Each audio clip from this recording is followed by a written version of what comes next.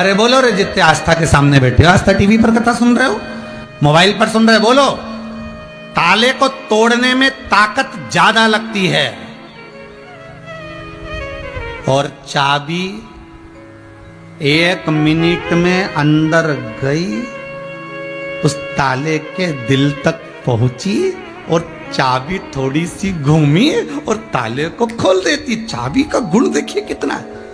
हथौड़े को मेहनत करना पड़ रही है उस ताले को खोलने में, आरी को मेहनत करना पड़ रही है उस ताले को खोलने में, पत्थर को मेहनत करना पड़ रही है उस ताले को खोलने में, और चाबी मात्र अंदर गई, उसके दिल तक पहुंची, ताले के हृदय तक। चाबी हृदय तक पहुंची और जो घूमी और वो ताला खुल गया। बस यही शिव महापुराण की कथा है। बहुत सारा सामान है। गुरुजी मेरे पास चावल रखे, मेरे पास में अबीर रखा है, मेरे पास में गुलाल रखा, मेरे पास में चंदन रखा, मेरे पास में अगर तगर रखा, मेरे पास में सारा सामान रखा, मैं रोज भगवान की पूजन करती हूं। अर्थात तुम भगवान को केवल हथौड़े से, अर्थात भगवान को केवल वस्तुओं से पाने का प्रयास ना करिए, ताले को हथौड़े से तोड़ने का प्रयास ना करिए, भगवान को केवल वस्तुओं से रिझाने का प्रयास ना करिए। भगवान शंकर को अगर रिझाना है तो तुम्हारे पास में अगर कोई वस्तु नहीं भी है, तो पहले भी कहा, भगवान को रिझाना है, तुम्हारे पास कुछ भी नहीं है, 1 लोटा पानी भी नहीं है, तो शंकर के मंदिर में जाकर, जो शंकर के मंदिर में कोई ना जाए उस मंदिर में तुम जाओ और एक कपड़ा उठाकर घर से पोछा और पोछा फेर दो, शिव जी का श्रृंगार कर दो, जो पड़ाव उसी से भगवान का श्रृंगार कर दो, कहीं पानी रखा उसी से भगवान को स्नान करा दो, भाव से भगवान का श्रृंगार कर दो। एकांत में बैठकर इस हृदय की चाबी से शंकर के ताले को खोलो। वस्तुओं से भगवान कभी प्रसन्न नहीं होता रे बाबा।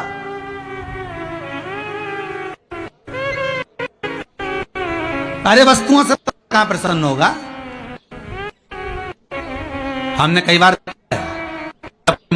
है ना, उसके मरने के 30 दिन उसकी राख समेटने के लिए जाते हैं शमशान में। जब राख समेटने के लिए जाते हैं तो साथ में उसको जो जो चीज पसंद होती है ना, वो सब सामान लेके जाते, समोसा, पोया, और समोसा भी उसी दुकान का लेके जाते हैं जिस दुकान का काका जी खाते थे, वही का समोसा, पोहा, जलेबी, और बिस्कुट भी वही लेके जाते हैं जो बिस्कुट काका जी खाते थे, पार्ले जी वाला नहीं, 2020 वही बिस्कुट ले जाते जो बिस्कुट काका जी खाते। काका जी को जो जो पसंद आता था सब ले गए, और बाद में ऐसी 3 पाए की डंडे पे एक मटकी रखकर, छेद कर कर रखकर, वहाँ पर कंडा जलाकर, धूप छोड़कर, सारा पोहा, जलेबी, समोसा सब रखा। रखते से ही सब चल दिए। छोटे से बच्चे ने अपने पिताजी का हाथ खींचकर बोला, पापा देखो दादाजी आ गए। पीछे पलट कर देखा तो कुत्ता सब कुछ खा रहा था। निवेदन है, बाद में जीवों में अपने पूर्वजों को देख रहे हो, बाद में पूर्वजों को अपने इन जीवों में ढूंढ रहे हो, उससे अच्छा है जब लोग जिंदा हैं उनका आदर करो। जो माता पिता जीवित हैं उनका सम्मान करो, उनका सत्कार करो, उनका आदर करो, उनको प्रणाम करो, नमन करो।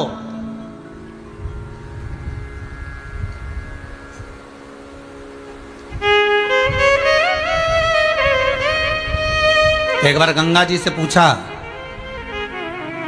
भागीरथी गंगा से सरयू जी ने पूछा। सरयू जी बोली, क्यों गंगा,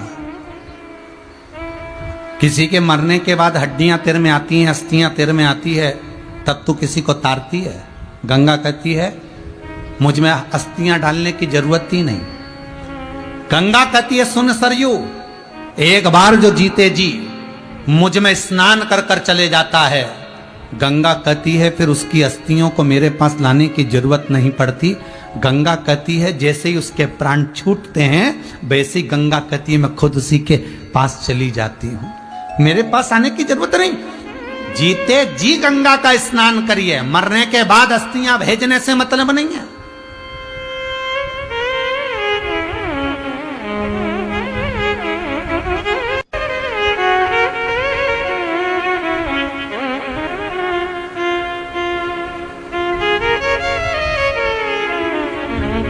हम जीते जी स्मरण नहीं कर पाए।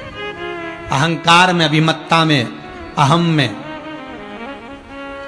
हम डूबे रहे और वो अहंकार, वो अभिमत्ता, वो अहम हमारा इतना था कि हम भगवत भजन में डूब ना पाए। हम वस्तुओं में भगवान को ढूंढ रहे हैं, हम वस्तुओं से भगवान को रिझा रहे हैं। और भगवान तो भाव का भूखा था। विदुर जी के घर में गए और विदुरायन ने एक बढ़िया जोरदार पलंग बनवाया था। उस पलंग में नई नई निवाड़ रस्सी बंधवाई थी और भगवान जैसे पहुंचे, विदुर जी तो थे नहीं, विदुरायन घर पर थी। सुध भूल गई विदुरायन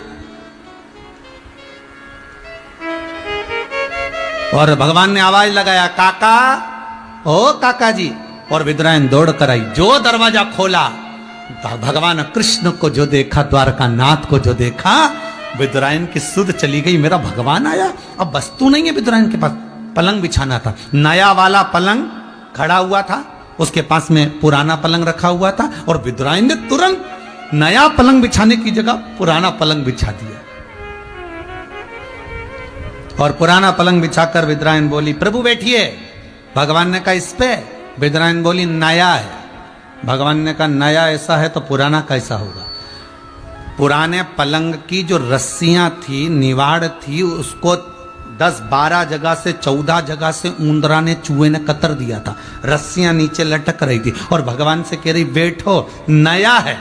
भगवान मन में सोचे नया ऐसा है तो पुराना कैसा होगा? अरे बैठो।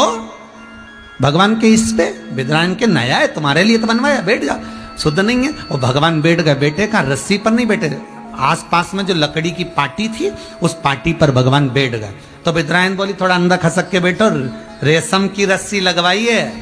भगवान जैसे ही अंदर खस के, भगवान के वजन के कारण जो 14 जगह से चूहे ने रस्सी काटी थी सब टूट गई और भगवान अंदर फंस गए। भगवान के पांव उधर, भगवान इधर, बीच में लटके द्वारका नाथ।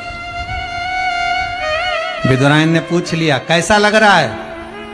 भगवान बोले, ऐसा लग रहा है कि 100 किलो की कपास पे बैठा।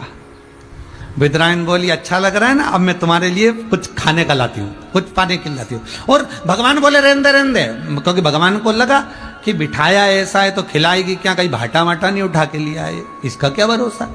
तो भगवान कह रहे नहीं मैं तो खाने का लाऊंगी। अंदर गई और केले उठा के लाई 2 दर्जन और कहती जा रही है,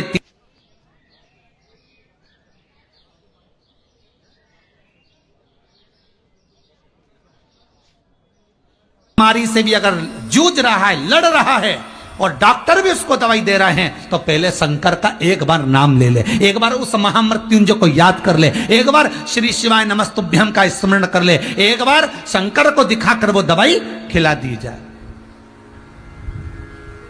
ये भाव समझो कि हम शंकर का अमृत तत्व दे रहे हैं, हम शिव का भाग प्रसाद दे रहे हैं।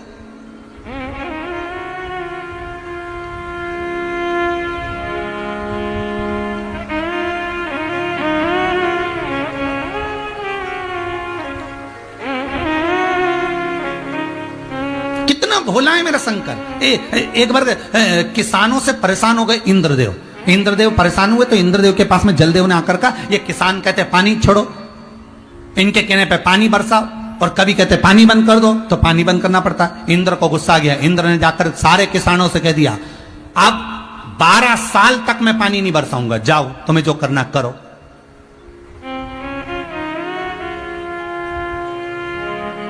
इंद्र को क्रोध आया और इंद्र ने कहते 12 साल तक मैं पानी नहीं बरसाऊंगा।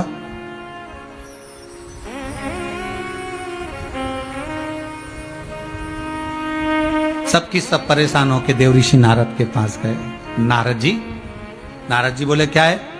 इंद्र गुस्से में आकर उन्होंने कह दिया 12 साल पानी नहीं बरसाऊंगा पृथ्वी पे। अच्छा, सारे किसान भूखे मर जाएंगे, पृथ्वी का क्या होगा, क्या खाएंगे? नारद जी ने कहा चिंता मत करो, तुम सब शंकर जी का भजन करो। सारे किसान लग गए, अपने अपने घरों में शंकर जी का भजन करने लगे, शिव का स्मरण करने लगे। शंकर भगवान के पास इंद्र ने जाकर कहा, मैं बहुत परेशान हो गया था इन किसानों से, इसलिए मैंने 12 वर्ष का नियम लिया, 12 वर्ष पानी नहीं देना। आप भी मना कर देना अगर आपके पास खबर आए तो।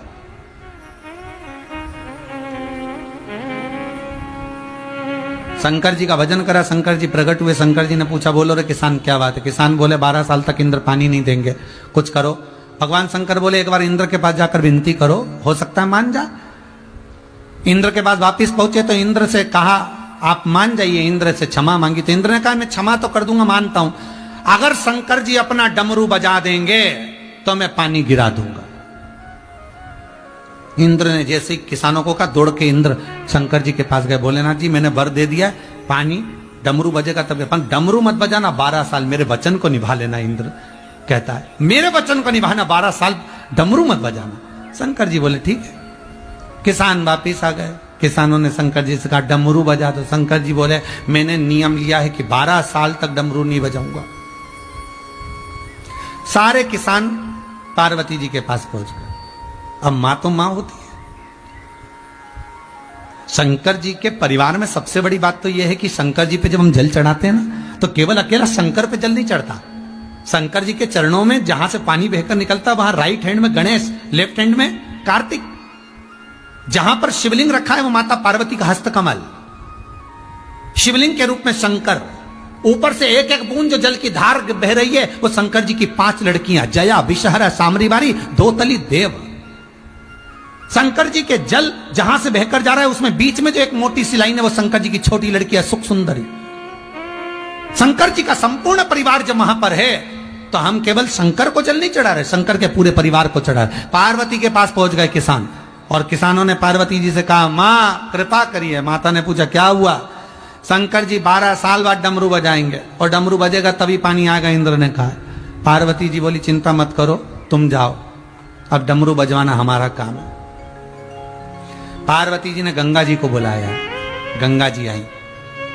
पार्वती जी बोली गंगा, मैंने सुना है कि 2-4 साल तक व्यक्ति जो काम नहीं करता उसको भूल जाता है, फिर कभी जिंदगी भर नहीं कर पाता। एक बार मेरे को याद है गंगा, जब भगवान शंकर नटराज बनकर आए थे ना मेरी शादी के पहले, मुझे रिझाने के लिए नटराज अवतार भगवान ने धारण करा था, तब शंकर जी इतना अच्छा डमरू बजाते थे, इतना बढ़िया डमरू बजाते थे।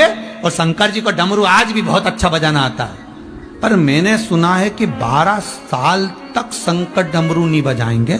पर चिंता मुझे ये लगी, अगर 12 साल तक कोई व्यक्ति काम नहीं कर पाता तो वो कुछ काम कर ही नहीं पाता, भूल जाता। सिलाई करने वाला 12 साल में अगर सिलाई करेगा तो सिलाई भूल जाएगा, कढ़ाई करने वाला कढ़ाई करेगा तो 12 साल में कढ़ाई भूल जाएगा।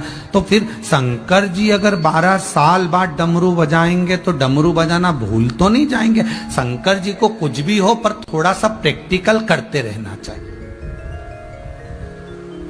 गंगा शिव जी को थोड़ा सा प्रैक्टिस करते रहना चाहिए, थोड़ी थोड़ी प्रैक्टिस करें। इतने में शंकर जी बैठे थे और शंकर जी ने सुना कि प्रैक्टिस करो नहीं तो डमरू बजाना भूल जाएंगे। और मेरे को भी 1 साल हो गया और डमरू तो नहीं बजाया, इंद्र के कहने पे कहीं भूल तो नहीं गया। शंकर जी को चिंता लगी भूल तो नहीं गया, अगर भूल गया होऊंगा तो शंकर जी ने डमरू को उठाया और धीरे से बजाया। जैसे बजाया तो जलदेव ने बरसाया, जल वृष्टि प्रारंभ।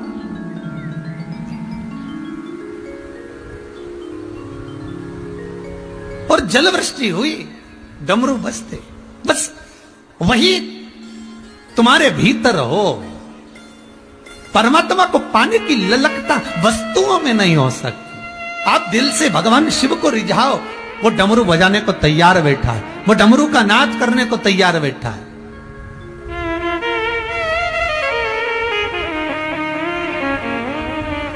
वो तुम्हारे सम्मुख में आने के लिए तैयार बैठा है।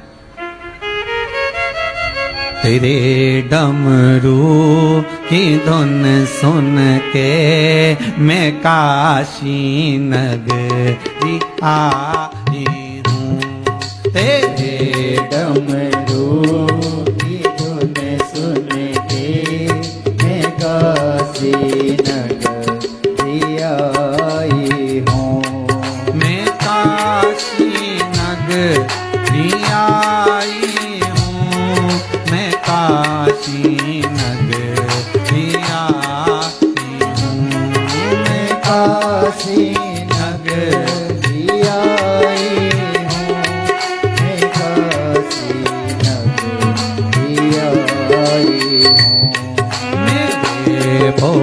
ओ बम भोले मैं काशी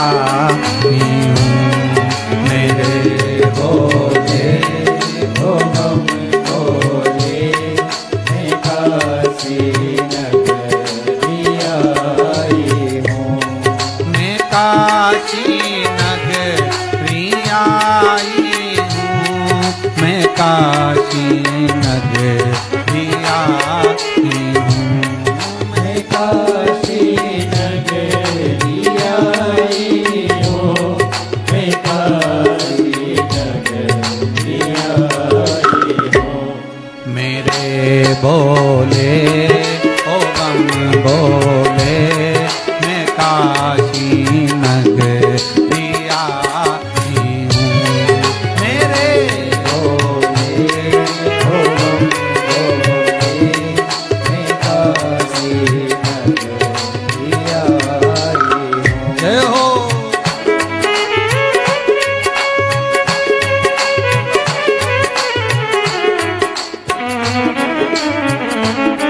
जय हो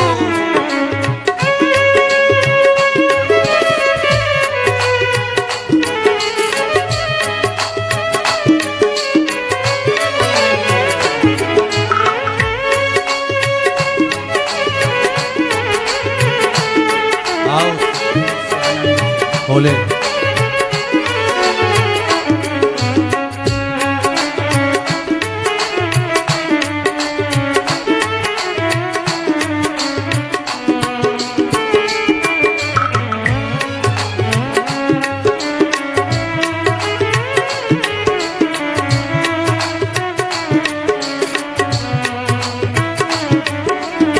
डमरू की धुन सुन के मैं काशी नगरी आई हूँ तेरे डमरू की धुन सुन के मैं काशी नगरी आई हूँ हर महादेव भगवान अगर डमरू का नाद करें डमरू का यदि नाद करें शिव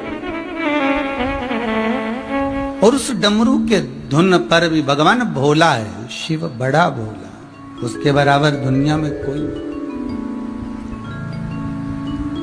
सहज भोला सरल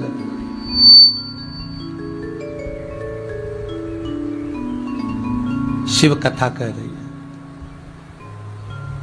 थोड़ा सा अहंकार छोड़ दोगे तो भगवान को मिलने में सहजता होगी थोड़ी अभिमत्ता को त्याग दोगे तो भगवान को मिलने में सरलता होगी दक्षायनी सती का अहम गया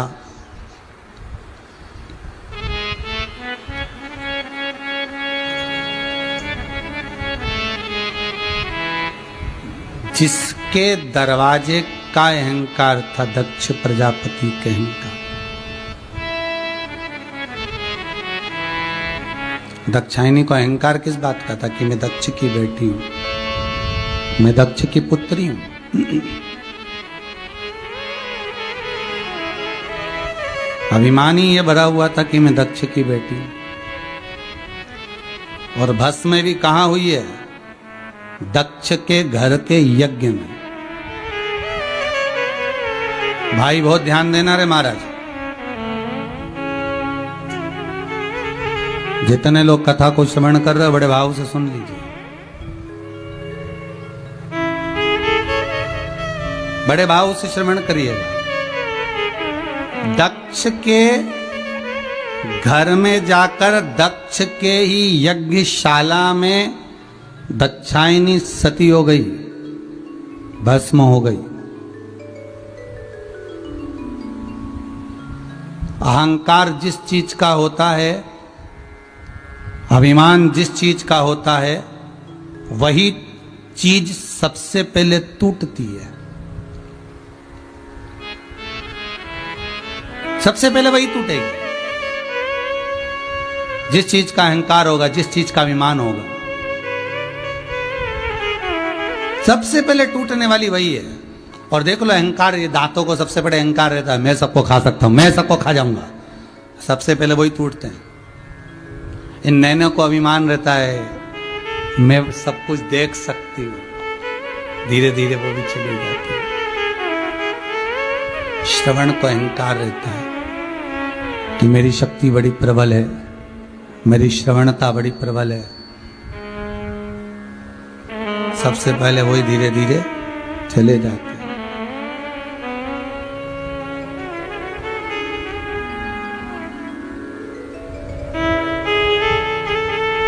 जिस जिस चीज का अभिमान आपके भीतर है, वो सारा अभिमान की वस्तुएं सबसे पहले छूटती है।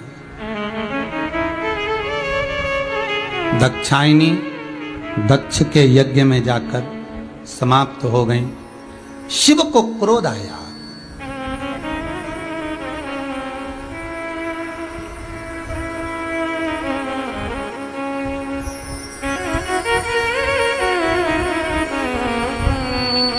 शिव को क्रोध आया,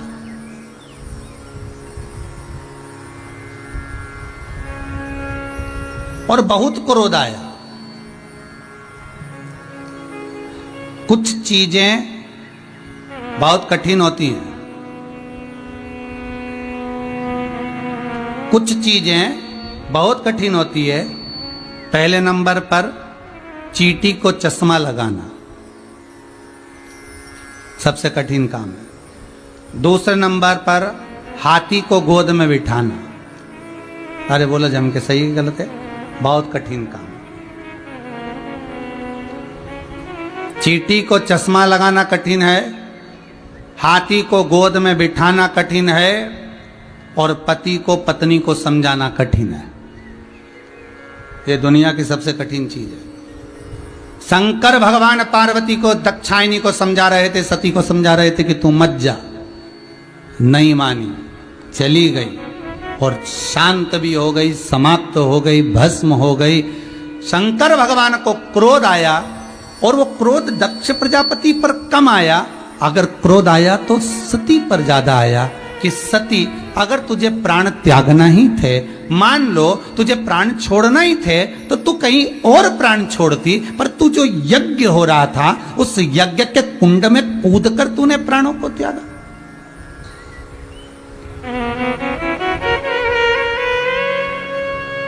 यज्ञ के कुंड में कूद कर तू प्राणों को त्याग रही। हे सती, जरा विचार तो करना था तेरे को।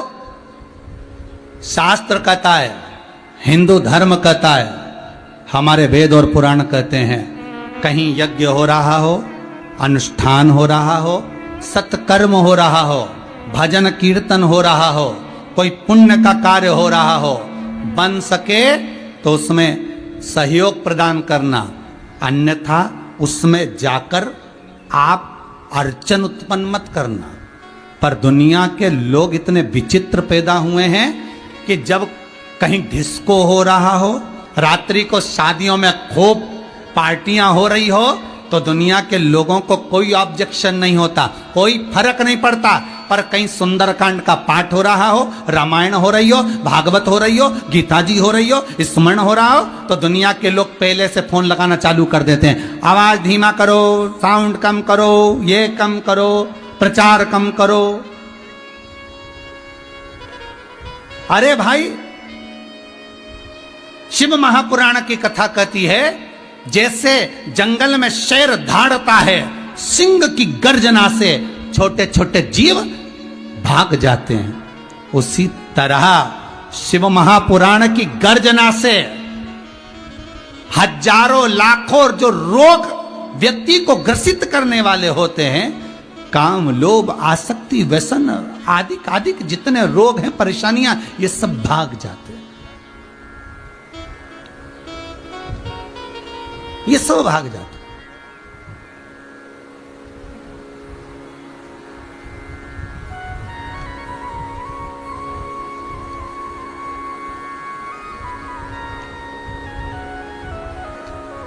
कि ले भोले का नाम तुझको शिव मिलेगा, भगवान शंकर का नाम मात्र स्मरण करने पर, नाम स्मरण करने पर जीव का सुख एक आनंदित हो जाता है। आपको पहले भी कथा में कहा था कि बैसाख के महीने में बेले का फल,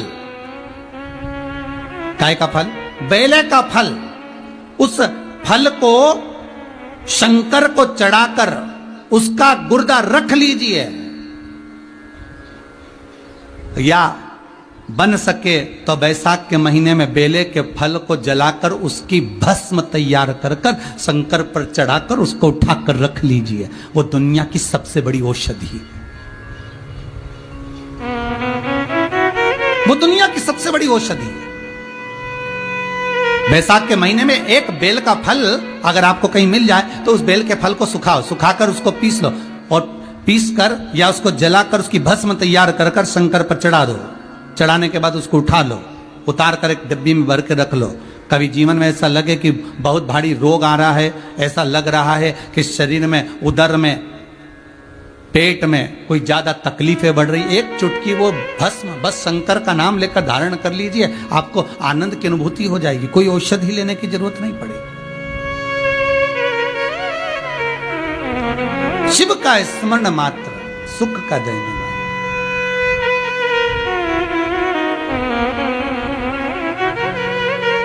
महाराज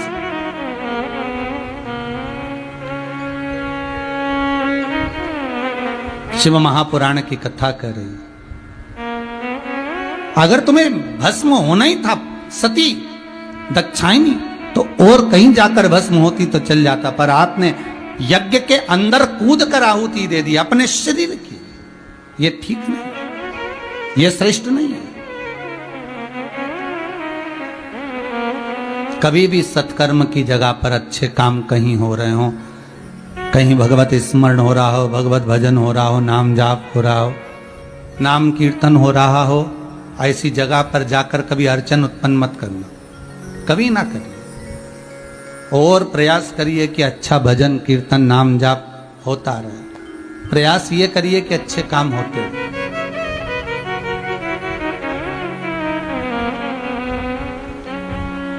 महाराज सती, तुम क्रोध की अग्नि में जलकर भस्म हुई हो, इस यज्ञ की अग्नि में जलकर भस्म हुई हो सती। मैं शिव आपको कहता हूं, आपने देवताओं के यज्ञ में अड़चन उत्पन्न करी है, इसलिए आपको कोयल का जन्म लेना पड़ेगा। देखिएगा, सती जलकर भस्म हुई तो अगला जन्म इनका कोयल का हुआ। कोयल बनकर सती जब 2 आषाढ़ पड़ेंगे, और 2 आषाढ़ जब पड़ेंगे, उन 2 आषाढ़ में जब तुम मेरी आराधना करोगी, 2 आषाढ़ मतलब 2 अधिक मास आषाढ़ के पड़ेंगे, उसमें तुम जब मेरी आराधना करोगी तब इस कोयल की योनि से मुक्त होकर, उसको हमारे यहाँ हिंदू धर्म में कोकिला अधिक मास कहते हैं। जब 2 आषाढ़ पढ़ते हैं तो कोकिला अधिक मास कहलाता है, 2 आषाढ़ पढ़ने का। तब तुम मेरा स्मरण कर कर, हे सती, मेरा स्मरण कर कर हिमालय राज के घर में पार्वती बनकर फिर तुम्हारा जन्म, फिर तुम्हारा प्रागट्य होगा, फिर तुम जन्म। दक्षायनी की आंख से आंसू बह रहा है, नैनों से जल बह रहा है, अश्रु गिर रहा है, और दक्षायनी की आंख से जब आंसू गिर रहे हैं, नैनों से जल बह रहा है,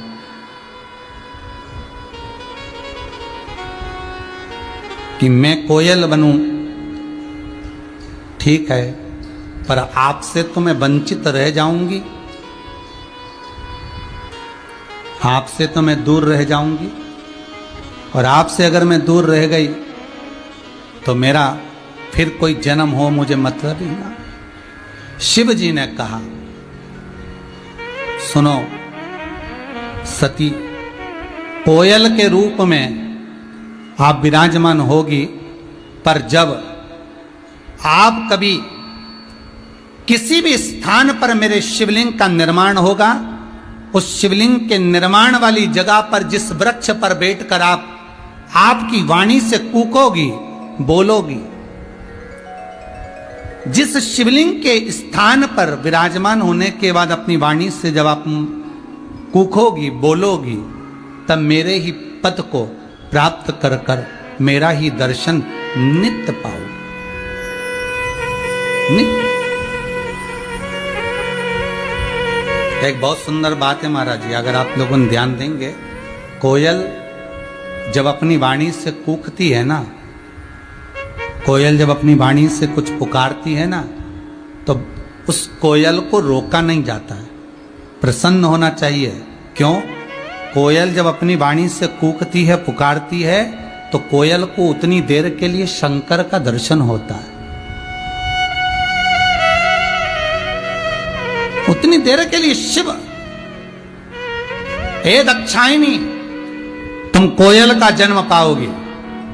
तुम्हारी वाणी जब निकलेगी, तुम्हारी वाणी से जब तुम संबोधन करोगी, तब मेरा दर्शन पाओगी। जब उसको याद आती है, दाक्षायणी को, सती को जब शिव की याद आती है, वो कूकती है, आवाज लगाती है, शंकर उसके सम्मुख में होते।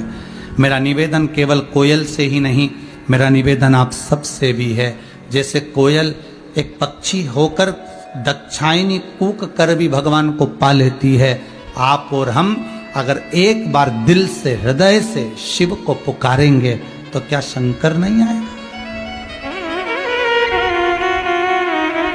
एक बहुत सुंदर बात कहें आपसे, ये कोरोना वायरस की गति और प्रार्थना की गति, आपके भजन की गति, भक्ति की गति, इन दोनों में तीव्रता किसकी है? जम के बोलिए।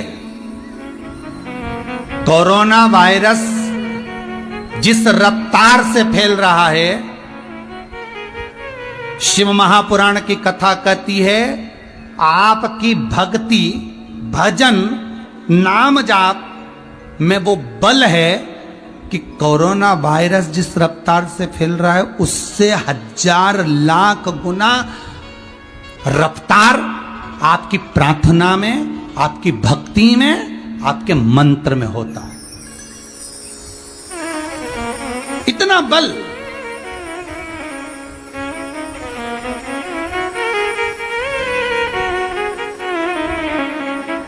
आप दिल से पुकारो, मत बोलो। आप मुख से अगर कोई शब्द नहीं निकाल सकते, मत निकालो। दिल से बैठकर भी आप शंकर जी का अनुमोदन करोगे। कोई बीमार भी है, उसके लिए प्रार्थना करोगे। कहते हैं कोरोना वायरस दुनिया का दुख जिस रफ्तार से चलता है, उससे 1000 लाख गुना ज्यादा तेज रफ्तार से हमारे दिल की प्रार्थना चलती, हमारा मंत्र जाप चलता, हमारा स्मरण चलता। आपसे ये नहीं कहा कि आप महामृत्युंजय का जाप करो, आप ओम नमः शिवाय जपो, आप श्री शिवाय नमस्तुभ्यम जपो। आप तो दिल से भगवान को पुकारो। तुम्हारे दिल से जब तरंगे निकलेंगी, तुम्हारे दिल से जब आवाज निकलेगी, जब कोयल कूकी तो शंकर को सामने आना पड़ा। जब तुम्हारे दिल से तुम भगवान को पुकारोगे, तो ये तरंगे जब निकल कर जाएगी, तो वायरस से ज्यादा तेज भागती हैं हृदय की तरंगे। प्रयास कर कर देखना। पहले के समय में मोबाइल नहीं होते थे।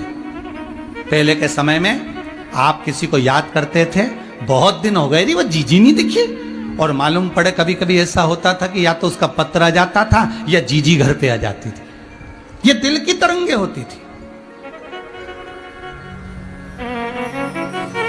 पहले ये मोबाइल नहीं होते थे, पहले फोन नहीं होते थे। ये दिल से याद किया जाता था और सामने वाला व्यक्ति सामने आ जाता था।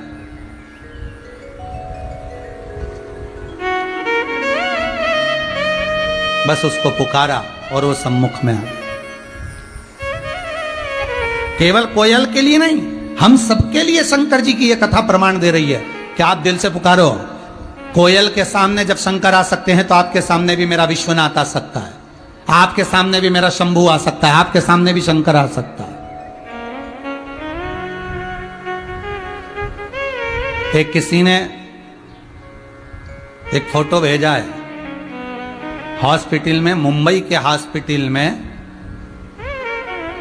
रूम के अंदर जिस व्यक्ति को ऑक्सीजन लग रही है, और वो व्यक्ति जो तड़प रहा था, उस व्यक्ति के सामने टीवी पर यही शिव महापुराण जो ये राजगरिया परिवार करा रहा है, वही शिव महापुराण की कथा उसके सामने चल रही है। और उसके शरीर की गति देखिए, उस व्यक्ति की धैर्यता देखिए।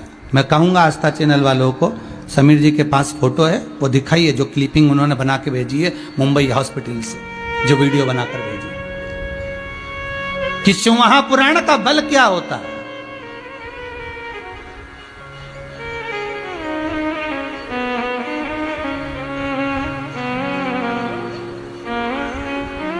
शिव महापुराण की भक्ति का बल क्या होता है।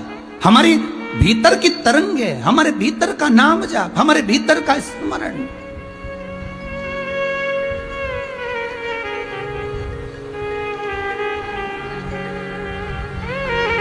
और वो नाम जाप का फल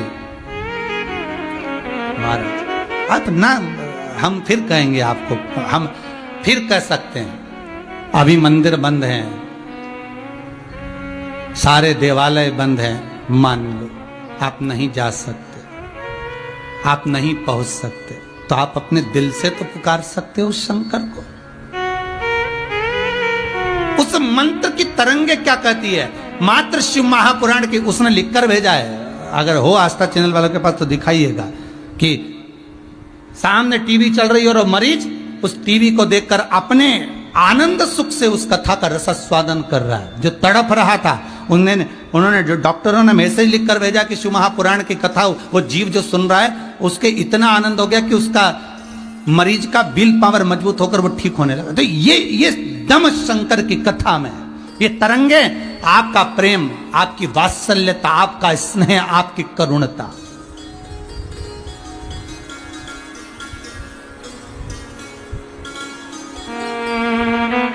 वायरस से ज्यादा तीव्र है आपकी प्रार्थना, वायरस से ज्यादा तीव्र है आपकी भक्ति, वायरस से ज्यादा तीव्र है आपका भजन, वायरस से ज्यादा तीव्र है आपका स्मरण। एक बार नेत्र बंद कर कर आप दिल से उसको पुकार कर देखना। कोयल तो कूकती है तब शंकर सामने आते हैं, आप तो दिल से उसको पुकार कर देखिए, वो सामने खड़ा मिलेगा। उसको पुकारो। तेरे दरबार की बाबा निराली शान देखी है, तुझे देते नहीं देखा पर झोली भरी देखी। उसके भाव, उसके भजन में एक आनंद की अनुभूति है, एक उत्साह की अनुभूति।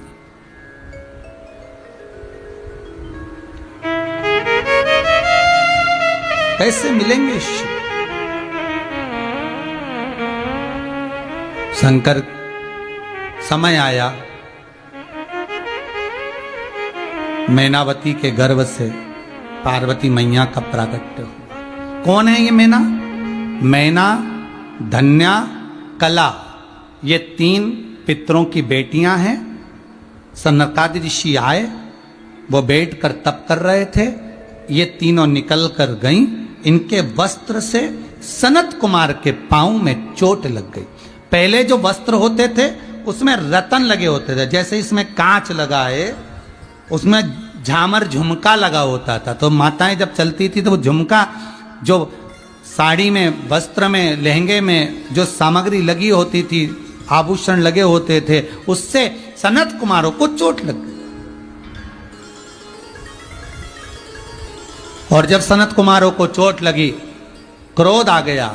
सनत कुमार ने उसी समय क्रोध में आकर श्राप दे दिया, ए पितरों की बेटियां, मैना, धन्या, कला, तुम पितरों की बेटियां होकर तुमने संतों का अपमान करा है, हम तुम्हें श्राप देते हैं, पितृलोक को छोड़कर तुम मृत्यु लोक में जाओगे। दुनिया का सबसे सुंदर अगर कोई लोक होता है तो वो पितृलोक होता है। जहां पर पितृलोक सुंदर क्यों माना गया है? वहां पर जो पितृ रहते हैं, शास्त्र कहता है जितनी देर तक संसार के लोग, मृत्यु लोक के लोग शिव महापुराण की कथा को, भगवान की भक्ति को श्रवण करते हैं, शंकर की कथा को सुनते हैं, उतनी देर तक वैकुंठ अधिपति नारायण बैकुंठ छोड़कर पितृलोक में आपके पितरों के कंधे पर हाथ रखकर शिव महापुराण की कथा सुनते हैं। हमको रोज नारायण का दर्शन नहीं होता, हमको रोज भगवान का दर्शन नहीं होता, पर पितरों को प्रतिदिन प्रतिदिन। और देखिए आस्था चैनल के माध्यम से कितने लोग कथा सुन रहे हो, फेसबुक यूट्यूब के माध्यम से कितने लोग कथा सुन रहे हो।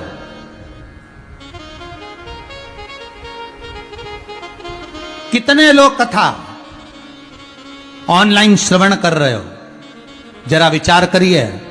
आप जितने लोग कथा को श्रवण कर रहे हो, आपके पूर्वज जो पितृलोक में होंगे, उनके कंधे पर स्वयं नारायण अपना हाथ रखकर शिव महापुराण की कथा सुनते हुए कहते हैं, देख तेरे परिवार के लोग भगवत भजन शिव का भजन कर रहे हैं। रामचरितमानस में तुलसीदास जी लिखते हैं, जिसने शंकर का स्मरण करा उसी को राम मिला है, उसी को नारायण मिला है।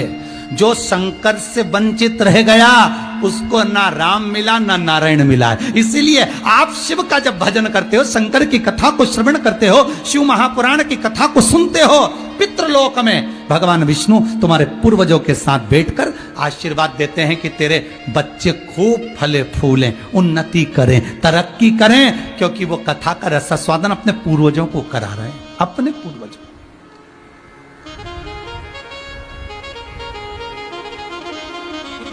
गया वो परख गया, नहीं परख आया तो हो जाए, समय की बात है। ये तो एक व्यक्ति को चमकदार पत्थर मिल गया, उसने चमकदार पत्थर को उठा लिया, उठाया, उसने सोचा कितना जोरदार चमकदार पत्थर है, इस पत्थर को रख लेता हूँ। रखा तो मन में सोचा क्या करूंगा, तो मेरे पास में गधा है ना, उसके गले में डाल दूंगा। बेचारे गधे को आज तक मैंने कुछ भी गिफ्ट नहीं दिया,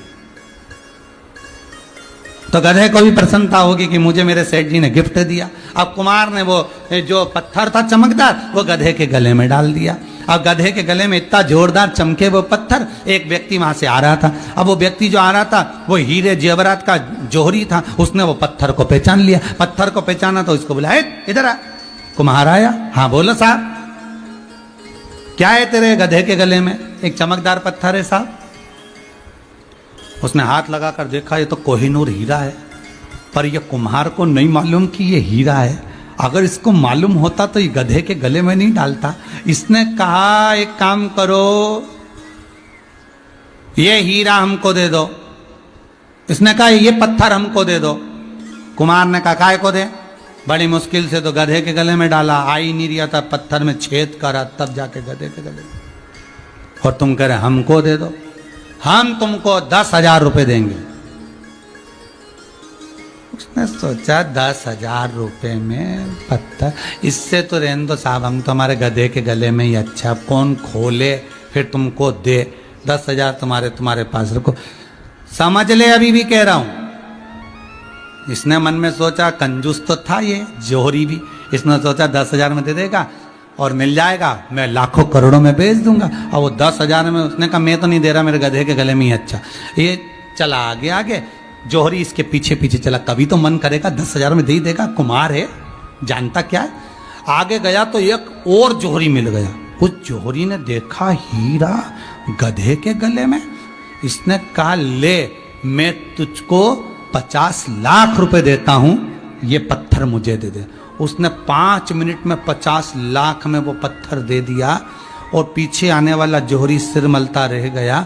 उसने वो पत्थर लिया और राजा के यहाँ ले जाकर दे दिया, और एक राज्य का पूरा राज्य ले लिया, पूरा राज्य। ये वो हीरा है, शिव महापुराण वो हीरा है। जो समझ गया उसके लिए तो करोड़ों का हो गया। जो ना समझ है, संसार के कई लोग ऐसे हैं जो शिव महापुराण के बताए हुए एक एक उपाय को करते हैं, और जब उपाय करते हैं उनका जब काम हो जाता है तो बड़े प्रसन्न होते हैं। हमने शंकर का ये कार्य किया था, हमारा काम हो गया। हमने पशुपति व्रत किया था, हमारा ये काम हो गया। हमने शंकर का ऐसा अनुमोदन किया था, हमारा ये कार्य हो गया। शंकर का जो परख गया, हीरे को पहचान गया, उसकी चमक को जान गया, वो करोड़ों में चला गया। और जो नहीं जाना उसके लिए तो पत्थर है, उसके लिए तो पुराण है, उसके लिए तो शिव महापुराण। पहचान गया जो, उसके लिए आनंद है।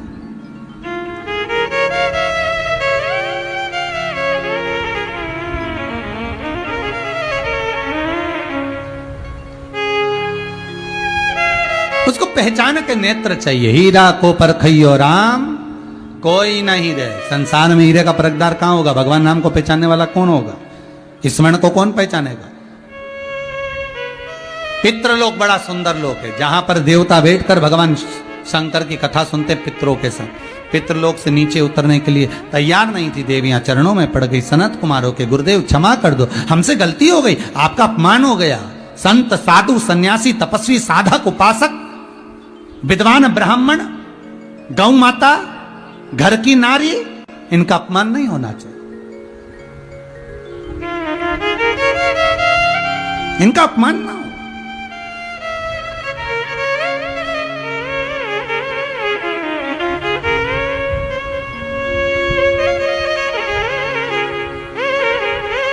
जिस जगह पर संत की आंख से आंसू गिरते हों, जिस जगह पर घर की कन्याओं की आंख से आंसू गिरते हों,